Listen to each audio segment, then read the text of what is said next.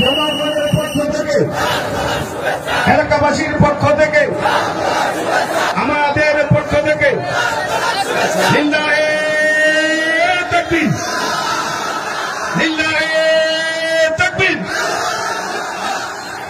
ভাই আপনারা বসে যান, আপনারা বসে যান। প্রধান বক্তা, প্রধান মেহমান আমাদের মাঝে চলে এসেছেন ইনশাআল্লাহ। তিনি কোরআন ও হাদিসের আলোকে মূল্যবান আলোচনা রাখবেন। তাই আপনারা বসে মাহফিলটিকে সাফল্যমণ্ডিত করুন।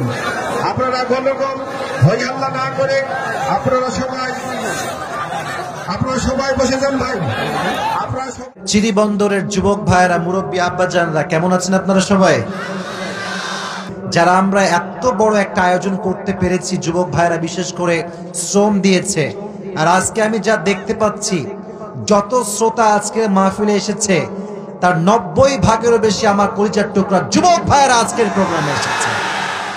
এটা ইসলামের বিজয় যে সুনিশ্চিত, কেউ যে এটার জোয়ার ঠেকাতে পারবে না, এটা তার স্পষ্ট প্রমাণ। ঠিক কিনা বলো যুবকেরা? অনেকে ইসলামের বিরুদ্ধে কথা বলে, ইসলামকে দমিয়ে দিতে চায়, কিন্তু তারা বোঝে না যে আজকালকার যুবকরা নায়ককে নয়, গায়ককে নয়, আজকালকার যুবকরা হুজুরদেরকে মন থেকে ভালোবাসে। ঠিক কিনা? অতএব এই পৃথিবীতে, আমার এই দেশে যতদিন সূর্য থাকবে, যতদিন দিন হবে, রাত হবে, ইসলামের জয়কার আগেও ছিল, আজও আছে, আগামীতেও টিকে থাকবে। ঠিক কিনা? আমি খুব প্রাউড ফিল করি যুবকদের জন্য যে যুবকরা ইসলামকে ভালোবাসে।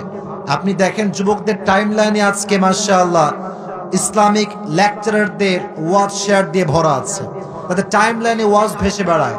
তার মানে আজকালকার যুবকরা মোটামুটি বলতে গেলে অনেক দিনের পথে ফিরে আসছে। ঠিক আছে যুবক ভাইরা? জীবনে যত মানুষ সফলতার চূড়ান্ত পর্যায়ে পৌঁছেছে, তার পেছনে সবচাইতে বড় কারণ ছিল সবর এবং ধৈর্যের মতো হাতিয়ার। ঠিক কিনা বলেন? সবর, ধৈর্য।